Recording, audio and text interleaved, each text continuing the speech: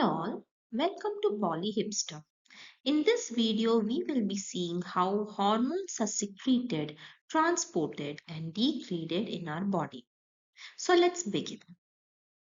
Circulating levels of hormone is determined by its rate of secretion and its circulating half-life. The hormonal transport and degradation will dictate the rapidity with which a hormone signal decays. After protein processing, the peptide hormones such as GnRH, insulin, growth hormone, they are stored in the secretory granules. In most instances, stimulus for hormone secretion is a releasing factor or a neural signal that induces rapid changes in intracellular calcium concentration, leading to secretory granule fusion with plasma membrane and release of its content into extracellular environment and bloodstream. In case of steroid hormones, they diffuse into the circulation as they are synthesized. As mentioned before, hormonal transport and degradation will dictate the rapidity with which a hormonal signal decays. Let's take somatostatin as an example.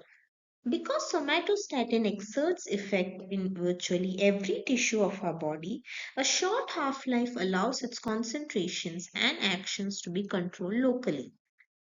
We can apply this property clinically where structural modifications that impair somatostatin degradation have been useful for generating long-acting therapeutic analogs such as octreotide. On the other hand, the actions of TSH are highly specific for the thyroid gland. Its prolonged half-life accounts for relatively constant serum levels even though TSH is secreted in discrete pulses. Whereas if we consider example of T4 hormone, the circulating half-life is 7 days. Therefore, more than 1 month is required to reach a new steady state. But a single daily dose are sufficient to achieve constant hormone levels in this case. But for T3, half-life is very short, that is only for 1 day. Therefore, 2 to 3 times of daily dose should be administered in this case. Synthetic glucocorticoids vary widely in their half-life.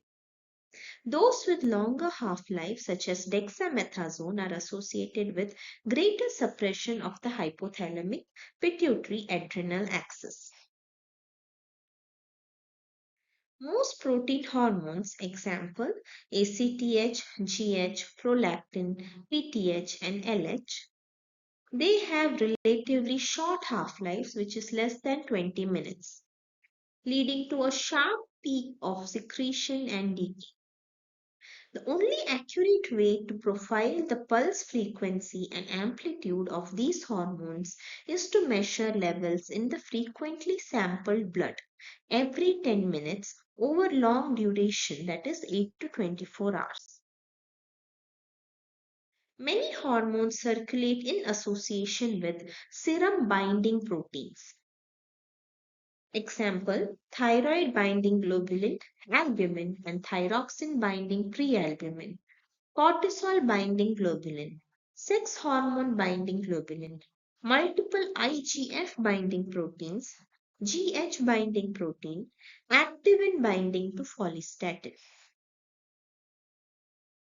These interactions provide a hormonal reservoir, prevent rapid degradation of unbound hormones, restrict hormone access to certain sites, and modulate unbound concentrations.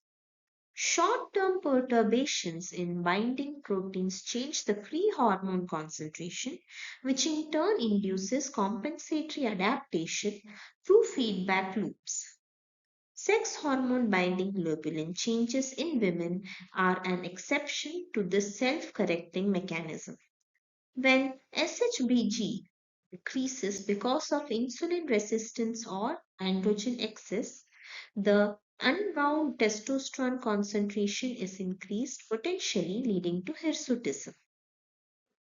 We should remember that the increased unbound testosterone level does not result in an adequate compensatory feedback correction because estrogen and not testosterone is the primary regulator of the reproductive axis. That's all for now. See you soon with more videos on endocrinology. Thank you.